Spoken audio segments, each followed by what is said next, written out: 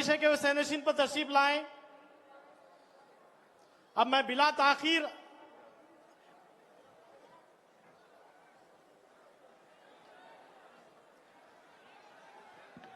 सईद बैठ जाओ। अब मैं बिला ताखीर आपके और मेरे महबूब कायद से इल्तिमास करूंगा कि वो हमें मुखातिब करें और हमारी रहनुमाई करें। शुक्रिया, खुदा हाफिज।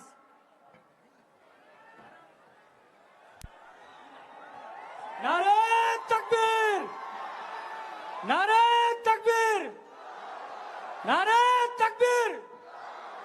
हाफिज मुजफ्फर साहब स्टेज पर आए। औज़ु बिल्लाहि मिनश शैतानिर रजीम, बिस्मिल्लाहिर रहमानिर रहीम। सैनशीन पर तशरीफ फरमा मजलिस इत्तेहादुल मुस्लिमीन के अराकीन असम्बली, अराकीन council, Owaisi school of excellence के डायरेक्टर्स,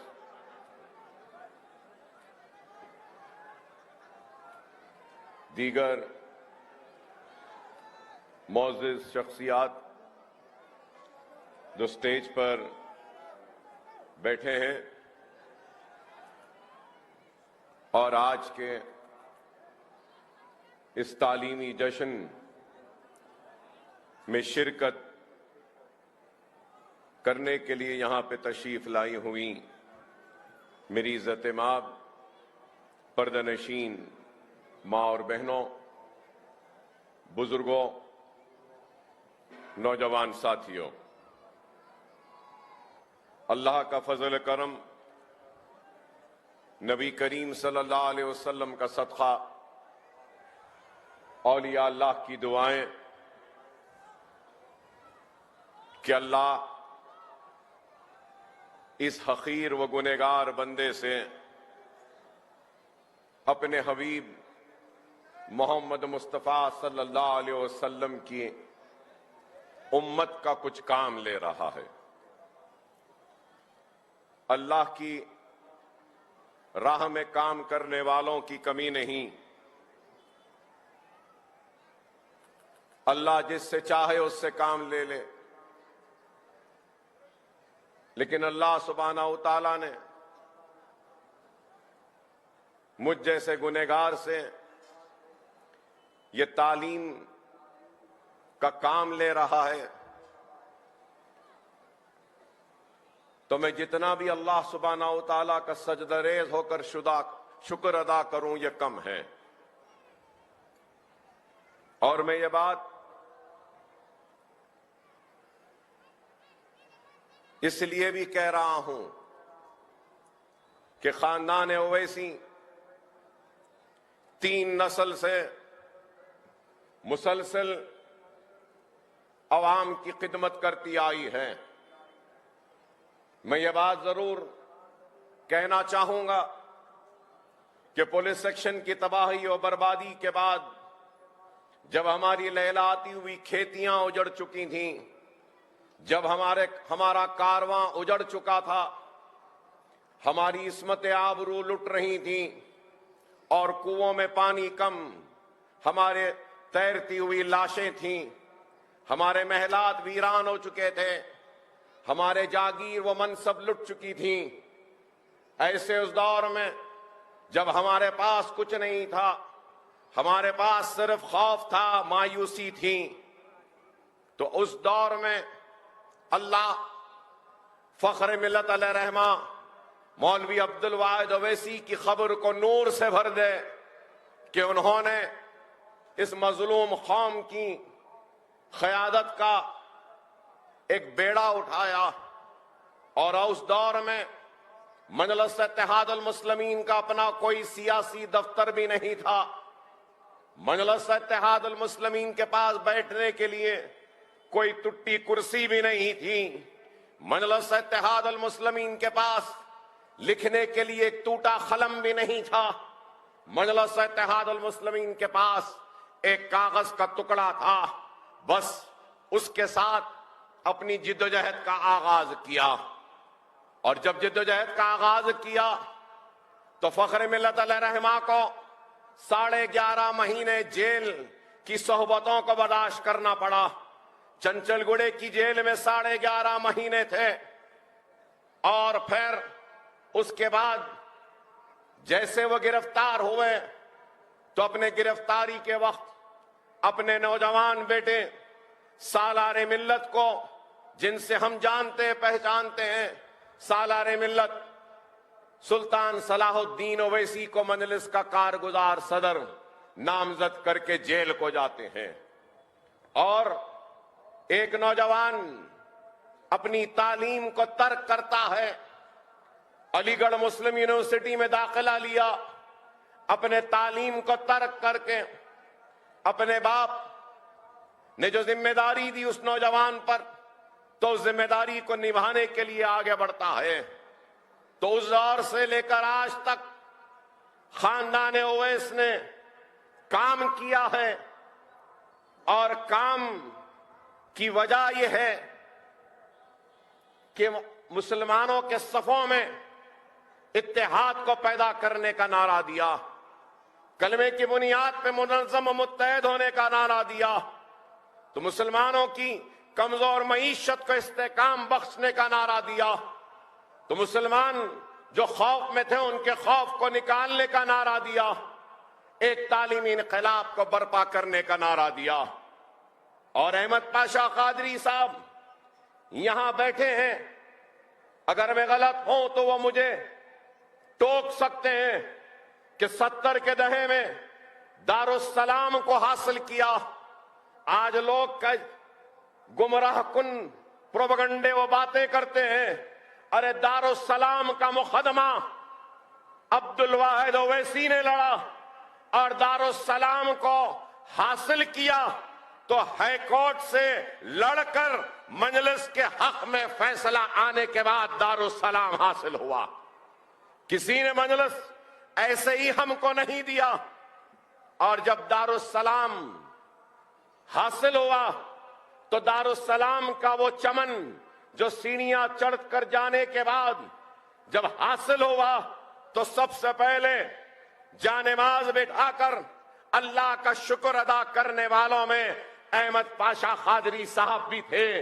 और दारुस्सलाम को जब हासिल किया तो सबसे पहले फखर मिल्लत अलैहिर्रहमा ने दारुस्सलाम में एक प्राइमरी स्कूल व हाई स्कूल नूर महल में दारुस्सलाम के गेट के सीधे जानिब है, वहां पे स्कूल का क़याम अमल में लाते हुए ये पैगाम दिया कि हमारी कौम को अगर इस वक्त किसी चीज की जरूरत है तो वो तालीम की है, वो इल्म की है।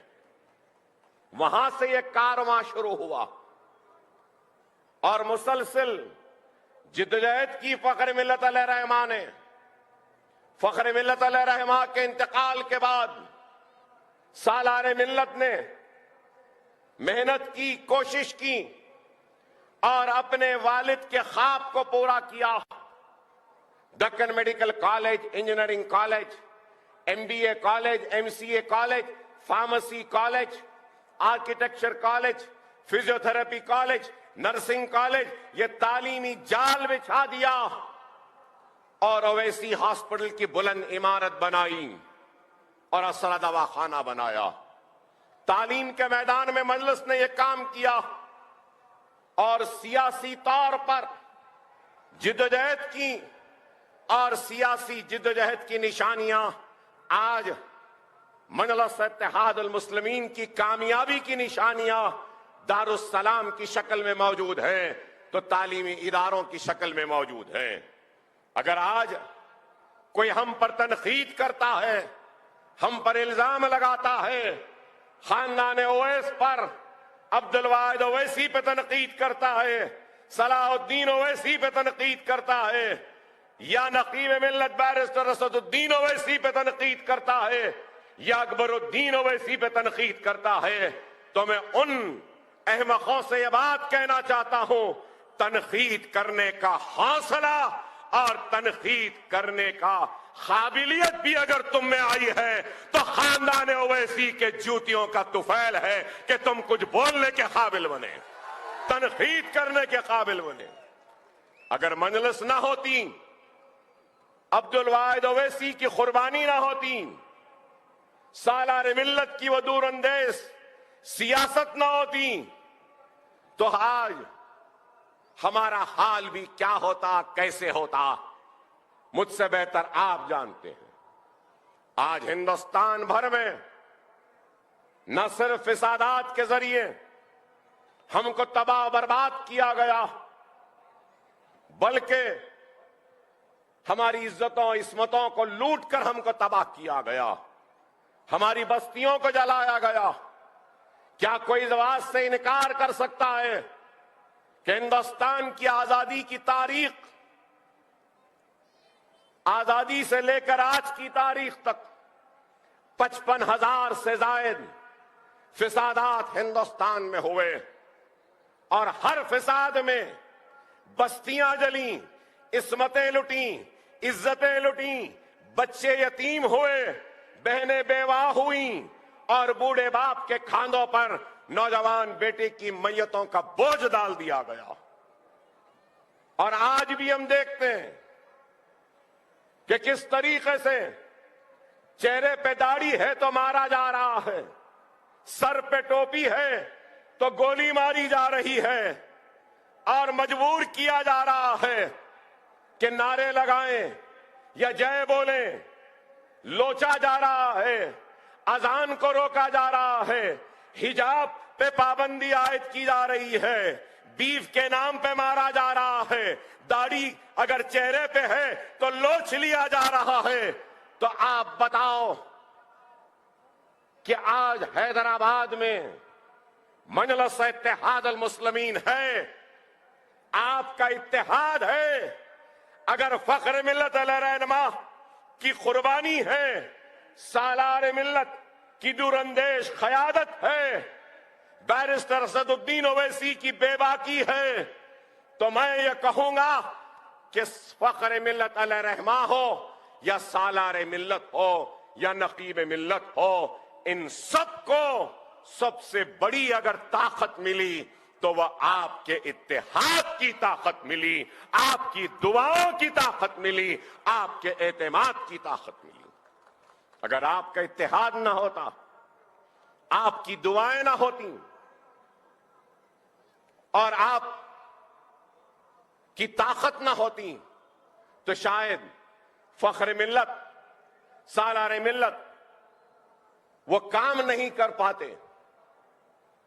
और मैं आज जरूर जब फख्र मिल्लत अल रहमा को याद करता हूं, सालार मिल्लत को याद करता हूं, तो मैं आज जरूर कहूंगा कि मैं हैदराबाद के उन गय्यूर मुसलमानों को भी याद करूंगा जो आज हमारे दरमियान में नहीं है, जो रक्षों के पैनलों को मारकर, पंचर जोड़कर, बंडियों को ढकेल कर मजलिस इत्तेहाद अल मुस्लिमीन को इस्तेकाम बख्शा, ताकत दी। मजलिस एहसानमंद है उन सारे लोगों की जो फख्र मिल्लत की आवाज पर लब्बैक कहते हुए मुनज्जम हुए, मुत्तहिद हुए और सालार मिल्लत के साथ खाने से खाना मिलाकर हर फिसादात में अपनी बस्तियों को बचाने के लिए आगे बढ़े। हम उस एहसान को कभी नहीं भूलेंगे। अगर खानदान ओवैस का नाम है, पहचान है, आवाज है, तो वो भी देन है हैदराबाद के मेरे मुसलमानों की कि आपका इत्तेहाद ना होता, आपका वाबस्तगी ना होती, आपकी दुआएं ना होती, तो शायद हम भी हम ना होते। आज हमको और आपको इस बात को समझना होगा कि मुल्क के हालात क्या हैं और इन हालात में हमारे हालात कैसे हैं। हमारे से मेरी मुराद रियासत तेलंगाना व हैदराबाद की है। मेरे जुमलों को गलत न समझें, हम किसी के मुखालिफ नहीं हैं, ना हम हिंदू के मुखालिफ हैं, ना सिख के हैं, ना ईसाई के हैं, नहीं। हमारे दरवाजे सबके लिए खुले हैं। हमारे दारुस्सलाम के दरवाजे हर किसी के लिए खुले हैं। हमारे दिल के दरवाजे भी हर एक के लिए खुले हैं। कोई हमको हमारा हक दे या ना दे, लेकिन हम हमारे दर पर दरवाजे पर दस्तक देने वाले की दस्तक को जरूर सुनेंगे। मैं आज आपके दरमियान में खड़े होकर बड़ी मसरत के साथ और खुशी के साथ ये कह रहा हूं कि अल्लाह सुब्हानहू तआला आज खानदान ओवैस की तीसरी नस्ल से जो काम ले रहा है, यह अल्लाह की मर्जी, अल्लाह ही जाने। मगर यह जरूर कहूंगा कि रसूलुल्लाह सल्लल्लाहु अलैहि वसल्लम ने इरशाद फरमाया कि इल्म का उसूल हर एक पर फर्ज है। इल्म का उसूल हर एक पर फर्ज है। और फिर आज जो काम सालार मिल्लत एजुकेशन ट्रस्ट कर रही है, 1400 बरस पहले यह काम मदीने की गलियों से शुरू हुआ था, तालीम और इल्म देने का। वही काम आज सालार मिल्लत एजुकेशन ट्रस्ट कर रही है। और अल्लाह सुब्हानहू तआला हमसे काम ले रहा है। और यह भी एक हकीकत है, जब जादुए शोला बयानी हुआ करती तो दुनिया मुतवज्जो होती थी अकबर ओवैसी की आवाज पर, और जब तकारीरें होती तो हिंदुस्तान के हर कोने तक अकबर ओवैसी की आवाज पहुंचती थी। एक वक्त था जब हमारा बयान दुनिया को सुनाई देता था, और अब यह वक्त है कि हमारा काम दुनिया को दिख रहा है। और जो लोग ये समझ रहे थे कि हमारी गर्दनों को झुकाएंगे, तो हमने उनको मजबूर कर दिया गर्दनों को उठाकर हमारी इमारतों को देखने के लिए। ये ऐसी इमारत, बता दो, मैं पूछना चाहता हूं, बता दो कोई है हिंदुस्तान में, कोई है तो आ जाए सामने और बता दे कि ऐसी इमारत किसी ने बनाई है गरीबों के लिए, मुसलमानों के लिए, तो आए और बता दे और कह दे। तो अकबरुद्दीन ओवैसी अपनी सियासी जिंदगी से किनारा कशी इख्तियार करने के लिए तैयार है।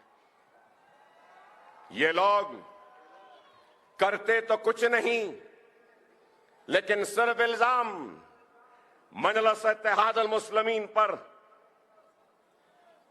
इल्जाम लगाना, तोहमतें लगाना और पूछना कि क्या किया, क्या किया। अरे मजलिस ने क्या नहीं किया?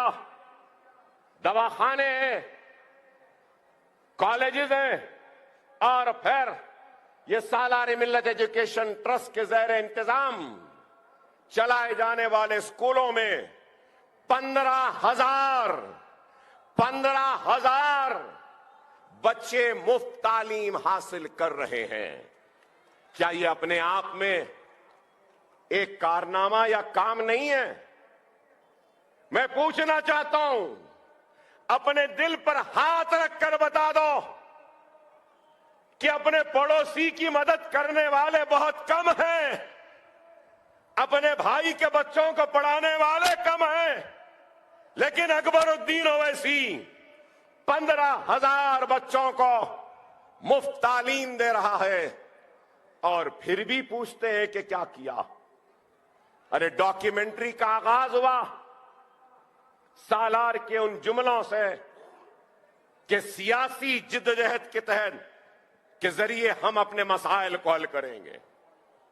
क्या इस बात से कोई इनकार कर सकता है कि अकबर ओवैसी ऐवान असेंबली में खड़े हो जाता है तो अच्छों की बोलती बंद हो जाती है। ये सिर्फ ऐवान असेंबली की नहीं, अगर अकबरुद्दीन ओवैसी तकरीर करने लगेगा और जवाब देने लगेगा तो हिंदुस्तान के बड़े बड़े मुखर्रिरों की, बड़े बड़े लीडरों की जबान को बंद कर सकता है, चाहे वो चाय वाला हो या चाहे वो कोई गांधी हो या कोई और हो। हम किसी को छेड़ने नहीं हैं, हम अपने काम में मसरूफ हैं, हम अपने खिदमत में मसरूफ हैं, हमें छेड़ो नहीं बाबा। मैं फिर से कह रहा हूं, छेड़ो मत। दुनिया अगर समझ रही है कि अकबर ओवैसी खामोश है तो खामोश इसलिए है क्योंकि मैं नहीं चाहता कि हिंदुस्तान में नफरत की बुनियाद पर जो सियासत कर रहे हैं और जो मुल्क को नफरत के जरिए तकसीम कर रहे हैं, हिंदू और मुसलमान को लड़ा रहे हैं, जो बाजारों में मुसलमानों की लिंचिंग कर रहे हैं, और मैं नहीं चाहता कि उनको तक़वियत मिले, उनको ताकत मिले। इसलिए हम बड़े ही दूरअंदेशी के साथ काम कर रहे हैं। अरे जवाब देना तो बहुत आसान है, खड़े रहकर कुछ भी कह देना बहुत आसान है, लेकिन हम ऐसे अल्फाज को नहीं अदा करना चाहते हैं जिसके जरिए बीजेपी, संघ परिवार, आरएसएस, शिवसेना या सेकुलर दुश्मन, मुस्लिम दुश्मन ताकतों को ताकत मिले। इसलिए हम खामोश हैं। लेकिन आप इस हकीकत से इनकार नहीं कर सकते कि मजलिस इत्तेहादुल मुस्लिमीन ने काम किया है। मजलिस ने काम किया।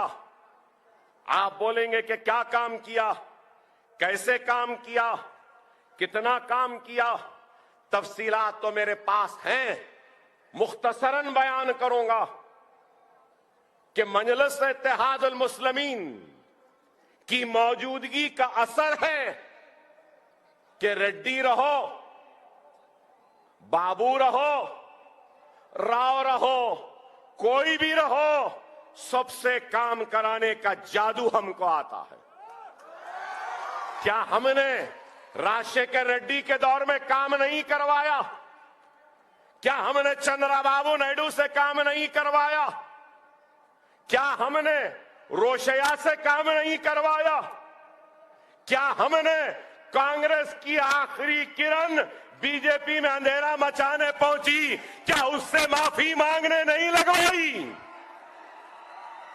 मक्का मस्जिद के बम धमाकों के मुलजमीन से जिनको झूठे मुकदमात में महरूज किया गया था, क्या इसी किरण से हमने माफी नहीं मांगने लगवाई? अरे कोई भी रहने दो, जब हम बोलने लगते हैं ना तो हाल कैसा होता है मालूम? जैसा एक सपेरा बीन बजाता है तो पूरे सांप नाचते हैं, तो जब ये अकबर ओवैसी बोलता है तो हर कोई नाचते हैं और सुनने पे मजबूर होते हैं। ये हमारी ताकत है, ये आपकी ताकत है, आपके इत्तेहाद की ताकत है, हमारे बुजुर्गों की दुआएं हैं, हमारे माँ और बहनों की दुआओं का नतीजा है। ये जमात की ताकत है कि राव हो, रेड्डी हो, रोशैया हो, किरण हो या कोई हो, उनको सुनना ही पड़ता है, सुनना ही पड़ता है। अरे एक ताकत है, जमात एक ताकत है। जमात कमजोर हो जाएगी तो क्या मैं कमजोर हो जाऊंगा? मेरे भाई, हम मुसलमान कमजोर हो जाएंगे। इस बात को समझो, अगर कोई मजलिस पर तनकीद कर रहा है, मजलिस को कमजोर कर रहा है, तो वह मजलिस को नहीं, आपको कमजोर कर रहा है। क्या आपको आपकी कमजोरी कबूल है? क्या आपको आपकी कमजोरी बर्दाश्त हुई है? इस बात पे गौर करो। आज किसी के पास नफरत की दुकान है तो किसी के पास मोहब्बत की दुकान है। एक कह रहा है कि मेरे पास मोहब्बत है। अरे तुम्हारे पास मोहब्बत है तो भागलपुर का फिसाद मोहब्बत की निशानी था? मलियाबाद का फिसाद क्या मोहब्बत की निशानी था? क्या रोड किला का फिसाद मोहब्बत की निशानी था? क्या गुजरात का फिसाद मोहब्बत की निशानी था? क्या बाबरी मस्जिद का ताला खोलना मोहब्बत की निशानी थी? मोहब्बत की दुकान चलाने वाले तुम्हारे बाप ने शिलान्यास करवाया चबूतरे पे और वहां से कैंपेनिंग का आगाज किया था। क्या यह मोहब्बत की दुकान थी? बाबरी मस्जिद की शहादत क्या मोहब्बत की दुकान है? बंबई के फिसादात क्या मोहब्बत की दुकान है? अरे 55,000 फिसादात देने वाले आज मोहब्बत की बात कर रहे हैं। अरे मैं तो कहूंगा मोहब्बत की दुकान भी इनके पास है, नफरत की दुकान भी इनके पास है और खामोश रहने की दुकान भी इनके पास है। सब इनके पास है। शायद दुनिया नहीं जानती, दुनिया जानती है इंदिरा गांधी के कारनामों को और खिदमात को भी। दुनिया जानती है राजीव गांधी के भी कारनामे और खिदमात को। दुनिया जानती है राहुल गांधी व सोनिया गांधी के भी खिदमात व काम को। बड़ी तकलीफ हुई जब मैंने पूछा कि वो कहां से आई। मुझसे कहा कि मैं महाराष्ट्र से आया। अरे मैं हिंदुस्तान में पैदा हुआ, मेरा बाप हिंदुस्तान में पैदा हुए, मेरे दादा हिंदुस्तान में पैदा हुए, मेरे परदादा हिंदुस्तान में पैदा हुए, मेरे सगर दादा हिंदुस्तान में पैदा हुए, मेरे दादा के दादा हिंदुस्तान में पैदा हुए, मेरे सगर दादा के सगर दादा भी हिंदुस्तान में पैदा हुए। मैं पूछना चाहता हूं राहुल गांधी साहब, आपकी वालिदा मोहतरमा कहां पैदा हुई? तो बुरा क्यों दिख रहा? आपने मुझसे कहा मैं महाराष्ट्र से आया, मैं पूछ रहा हूं आप कहां से आए? आप सब बोलेंगे और हम कुछ नहीं बोलना। अरे हम भी अलग में जबान रखते हैं, याद रखो।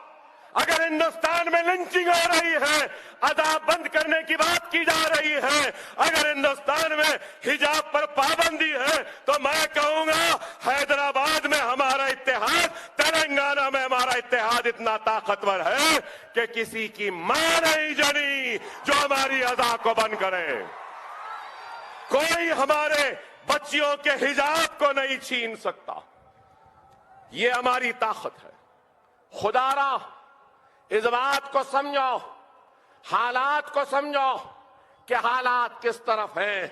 अगर आज हम मुनज़्ज़म नहीं होंगे, मुत्तहिद नहीं होंगे, तो फिर दुश्मन कामयाब होगा।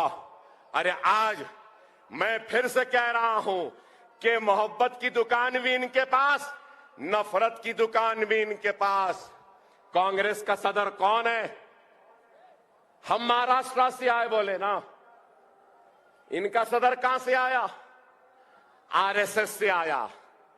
राहुल गांधी बोल रहे हैं एमआईएम बीजेपी की बी टीम है, एमआईएम ऐसी है, हम जहां जाते हैं हमारे पीछे जाती है, वोट काटती है। ओहो हो, तुम उतनी दूर से एमआईएम को देख रहे हैं, अपने बाजू चड्डी और निक्कर पहना आरएसएस का आदमी खड़ा है, वो नहीं दिखाई दे रहा। राहुल गांधी, रेवंत रेड्डी आरएसएस का, और आज कमजोर होती हुई बीजेपी को ये एहसास हुआ कि तेलंगाना में हम तो कामयाब नहीं हो सकते, तो क्या करना, माहिदा किया, सौदेबाजी हुई कि आरएसएस वाले को कांग्रेस का सदर बनाओ, आरएसएस भी काम करेगी, विश्व हिंदू परिषद भी काम करेगी, और इस आरएसएस वाले को चीफ मिनिस्टर बनाना।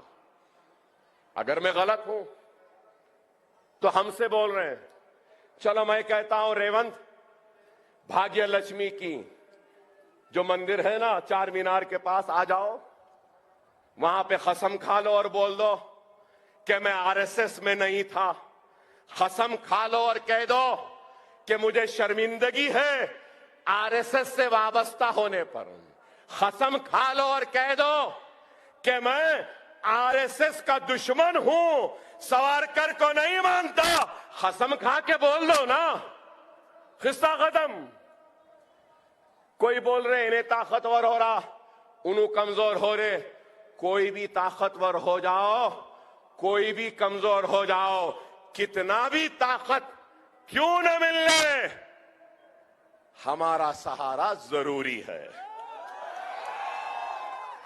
मैं ये बात कह रहा हूं, याद रख लो, एक वक्त फसल बोने का होता है, एक वक्त फसल तैयार करने का होता है, और एक वक्त फसल काटने का होता है। और अब वक्त कौन सा है मालूम?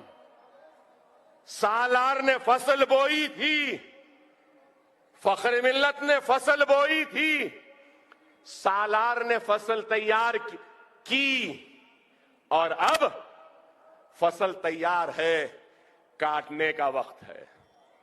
समझो मेरी बात को, समझो मेरी बात को।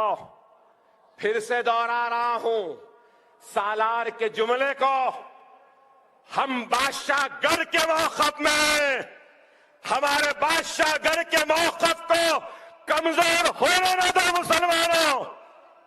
कोई भी तख्त पे हो, हमारी मर्जी के बगैर नहीं बैठ सकता।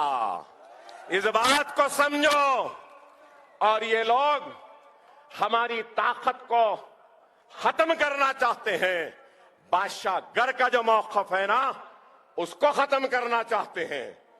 सिर्फ एक तकरीर हुई स्कूल में तो अकबर भाई बोलने पे मजबूर हो गए। याद रख लो, मुझे अकबर भाई नहीं बोलना है, मेरे इन सारे भाइयों को भाई बोलने वाला हमको चाहिए।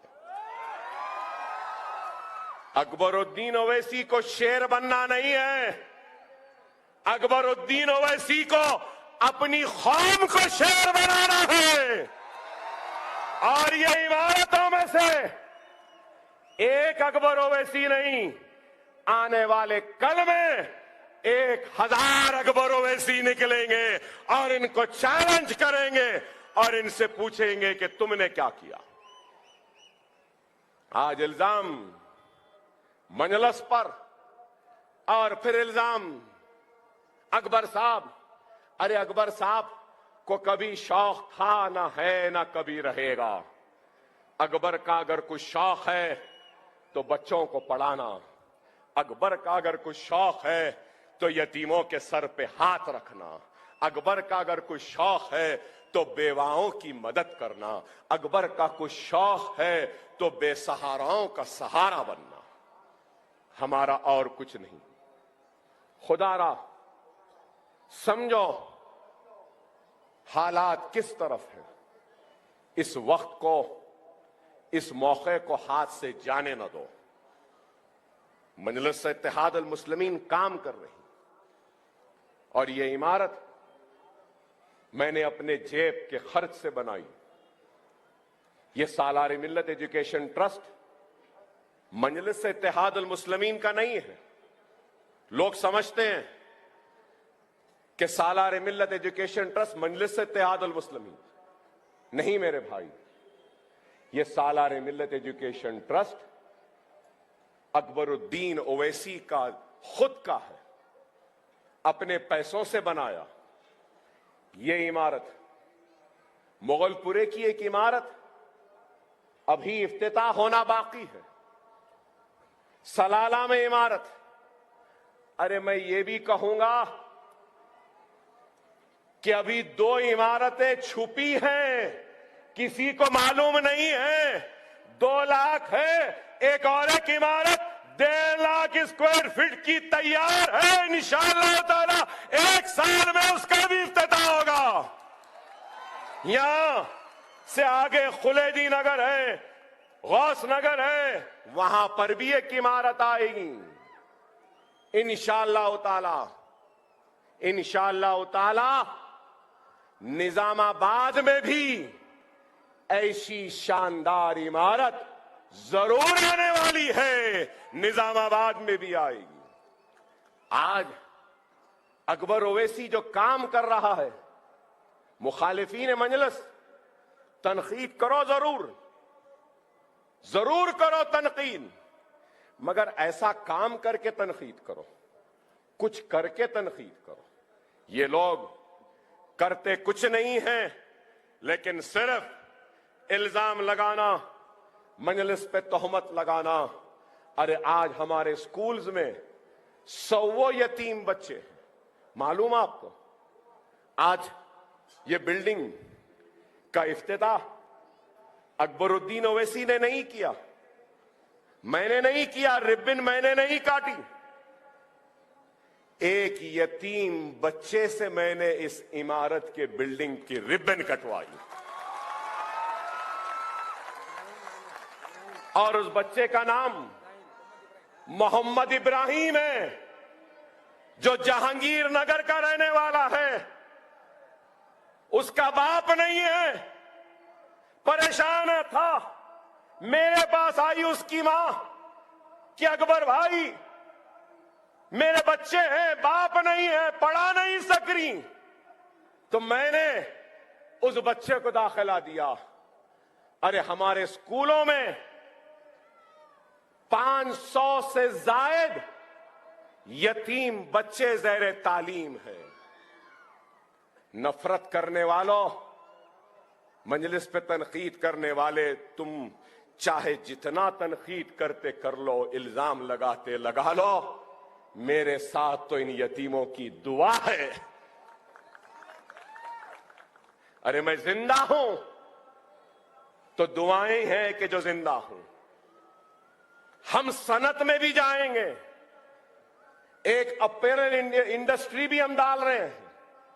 ये जैकेट, ये shirt, jeans pant, T shirt, बुर्के, शर्ट शलवार, ये कपड़ों की एक इंडस्ट्री भी सालारे मिल्लत एजुकेशन ट्रस्ट डालने वाली है, और 4000 बेवाओं को रोजी रोटी पर लगाएगी, यहां पे काम दिले आएगी। हम न सिर्फ इंडस्ट्री में, स्मॉल स्केल इंडस्ट्रीज में भी जा रहे हैं। लोग बोलेंगे कि क्यों जा रहे हैं? इसलिए जा रहे हैं, जिंदा हूं, चला रहा हूं, मर गया तो कौन चलाएगा? अरे मरने से पहले मेरे इदारों को ऐसा बनाऊंगा कि वो खुद ब खुद चलते रहेंगे। मेरी मौत के बाद भी मेरे औलाद या मेरी बीवी से जाकर नहीं मांगेगा मेरा इदारा कि चलाने के लिए तनख्वाह दो। 53 लाख महाना तनख्वाह है। 10 लाख लाइट का बिल आता है, क्या मामूली है? 700 लोग, डॉक्यूमेंट्री में बताया गया, 700 लोगों को मुलाजिमत मिल रही है सालारे मिल्लत एजुकेशन ट्रस्ट में। क्या ये अपने आप में काम नहीं, कारनामा नहीं? मुझे खुशी हो रही है कि आज ये सरों का समंदर हमारे इस काम को कबूल कर रहा है, और हमारे काम की खुशी में आज यहां जमा हुआ है। मैं शुक्रिया अदा करता हूं आप सबका कि आपकी मौजूदगी मुझे और हिम्मत दे रही है। यह आज का यह मजमा, यह बेजुबान मजमा नहीं है। ये मजमे की खामोशी मुझे ये हिम्मत दे रही है, मुझे ये जज्बा दे रही है कि अगर बक़ैद हयात रहा और 20 बरस तो इंशाअल्लाह 20 बरस बाद 15,000 की जगह 50,000 गरीब मुसलमान बच्चों को तालीम का इंतजाम अकबरुद्दीन ओवैसी करेगा। हम काम कर रहे हैं। जूनियर कॉलेजेस आए, 3 junior colleges, 2 junior colleges, 3 junior colleges आइंदा साल आएंगे। आइंदा साल डिग्री भी आएगी, यहां डिग्री कॉलेज भी आएगी। और जूनियर होने दो, डिग्री होने दो, यतीम है तो सीधा अकबर ओवैसी के स्कूलों में आ जाए, उसके तालीम का इंतजाम अकबर ओवैसी करेगा। अगर मुतलका औरत है तो उनके बच्चों को भी हम बगैर खुराक दाखिला देते। सीरियस इलनेस, किसी को कैंसर है तो उनको भी फ्री तालीम बगैर खुराके। आज दार्जिलिंग स्कूल तालाब मीर जुमला के पास 1 लाख स्क्वायर फीट, और हम उस इमारत को सालारे मिल्लत एजुकेशनल कैंपस का नाम दिया है। वहां पर भी केजी से लेकर पीजी तक तालीम होगी। अरे आज हमारा काम सिर्फ चंद्रायन गुट्टे में नहीं है। हमारे 2 स्कूल्स याकुतपुरे में, एक स्कूल चार मीनार में, मां बाकी स्कूल चंद्रायन गुट्टे में। हां, मौजम भाई देख रहे हैं, इंशाअल्लाह अल्लाह ने चाहा तो बहादुरपुरे में भी करेंगे, अल्लाह ने चाहा मलकपेट में भी करेंगे। और ये बात कहूंगा कि सालारे मिल्लत एजुकेशन ट्रस्ट टोली चौकी कारवान में, हकीम पेट में 300 बिस्तर का दवाखाना बनाएगी। इलेक्शन के बाद उसका काम का आगाज होगा इंशाअल्लाह। अरे हम काम कर रहे हैं। बहरहाल ईशा की अज़ां का वक्त है, आप सबका शुक्रिया। और आखिर में मैं साबिर बिन ताब के लिए दुआ करता हूं कि अल्लाह उनको खबर में जन्नत में आला मुकाम अता करे। आप तमाम का शुक्रिया, आप तमाम का ममनून मशकूर। वाखिर दावाना अल्हम्दुलिल्लाह रब्बिल आलमीन।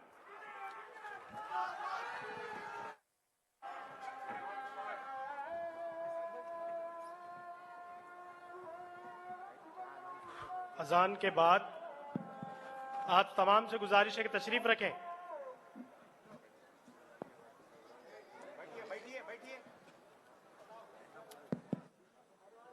आप तमाम बैठ जाइए, बैठ जाइए।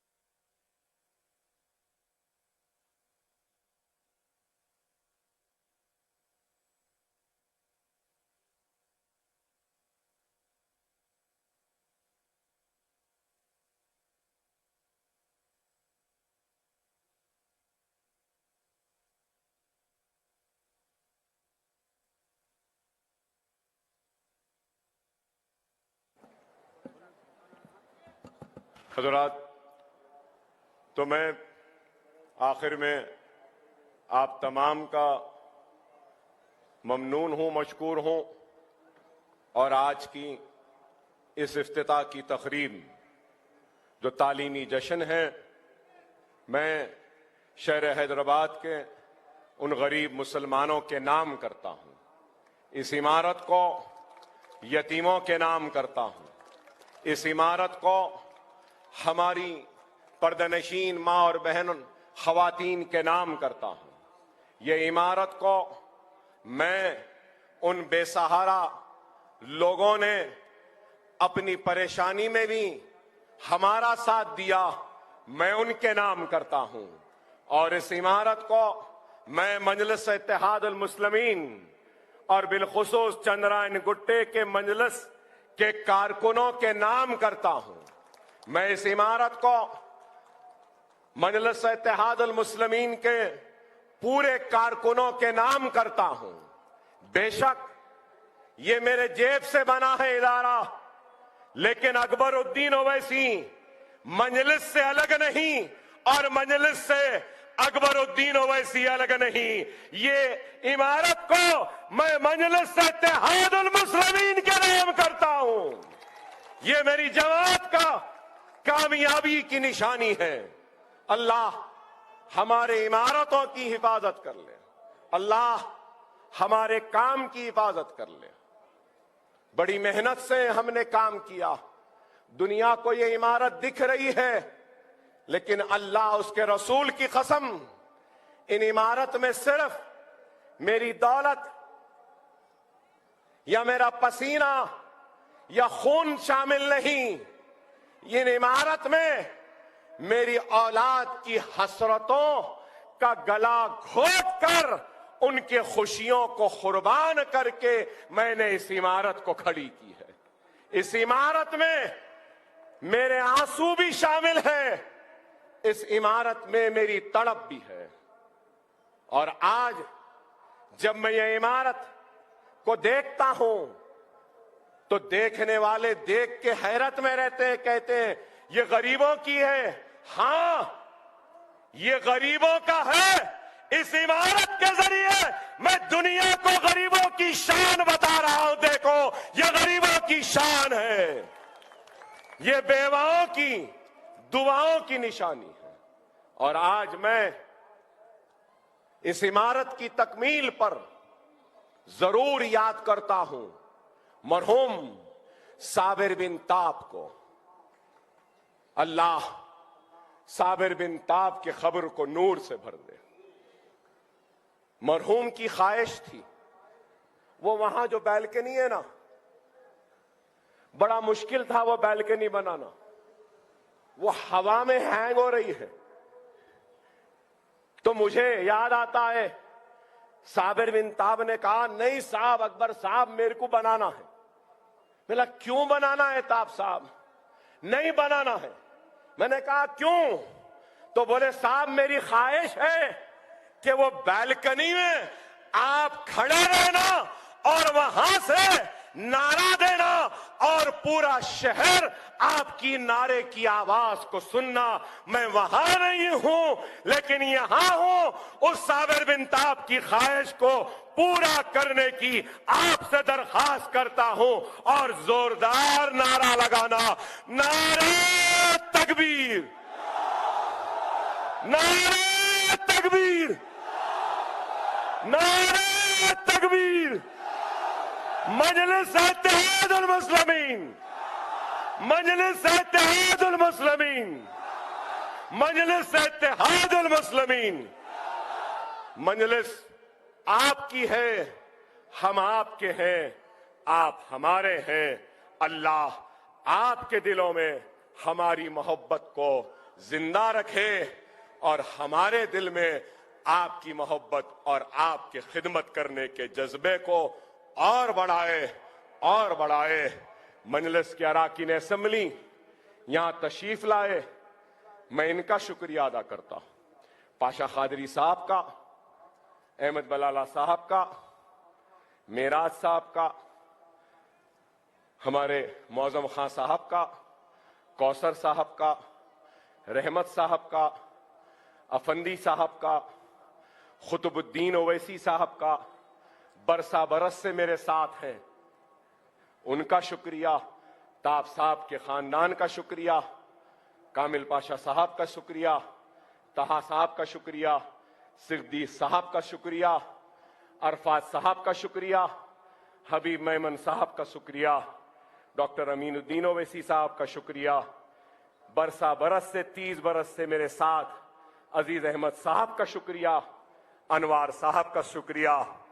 मेरे हर इलेक्शन में मेरे इलेक्शन एजेंट हाफिज साहब का शुक्रिया, और मेरे बुरे वक्त में 35-40 साल से चंद्रायन गुट्टे में पुलिस की लाठियां मेरे साथ मिलकर खाई थी तालाब कट्टे में। बाबर साहब आपका शुक्रिया, शुक्रिया नसीर गयास साहब का, शुक्रिया मेरे सारे प्रिंसिपल्स का, शुक्रिया फहाद बिन अब्दाद कॉरपोरेटर साहब का, शुक्रिया रहमान साहब का, शुक्रिया साबिक कॉरपोरेटर मोहसिन बलाला साहब का, शुक्रिया सलीम बेग साहब का, शुक्रिया समद बिन अब्दास साहब का, शुक्रिया सोशल मीडिया के हमारे जिम्मेदार इरफान साहब का, शुक्रिया वहाब साहब का, शुक्रिया हफीज पटेल साहब का, शुक्रिया पूरे ब्लॉगर्स का, शुक्रिया पूरे ब्लॉगर्स ने अपने ब्लॉग्स में ये स्कूल के इफ्तिताह की तकरीब के लिए मदऊ किया, शुक्रिया हमारे लेक्चरर्स का, शुक्रिया उलमा का, शुक्रिया मशाइखीन का, शुक्रिया बुजुर्गों का, शुक्रिया मजलिस इत्तेहाद अल मुस्लिमीन का, शुक्रिया हमारे वकील साहब का भी शुक्रिया, अबरार साहब का, सबका शुक्रिया। किसी का नाम भूल रहा हूं तो माजरत खाही करता हूं, लेकिन ये बात जरूर कहूंगा, ये काम फर्द वाहिद का नहीं है, ये काम फर्द वाहिद का नहीं है। सब आओ हम सब मिल जाएं, इस काम को और आगे बढ़ाएं। आओ हम सब मिल जाएं और अपनी जमात को और आगे बढ़ाएं। आओ हम सब अपने इख्तिलाफात नाराजगियों को फरामोश करते हुए मुनज़्ज़म हो जाएं, मुत्तहिद हो जाएं, एक हो जाएं। वाखिर उद्दावाना अल्हम्दुलिल्लाह रब्बिल आलमीन। बैठे रहिए, 15 मिनट आतिशबाजी होगी, ये हमारी खुशी है, क्यों ना करें। अरे बाज खैर के काम और खैरात के लिए हुक्म है कि दिखा के करो, ऐसा दिखा के करो कि अल्लाह ने जिसको दौलत दी है उसको भी देखकर ख्याल आए कुछ ऐसा करने का।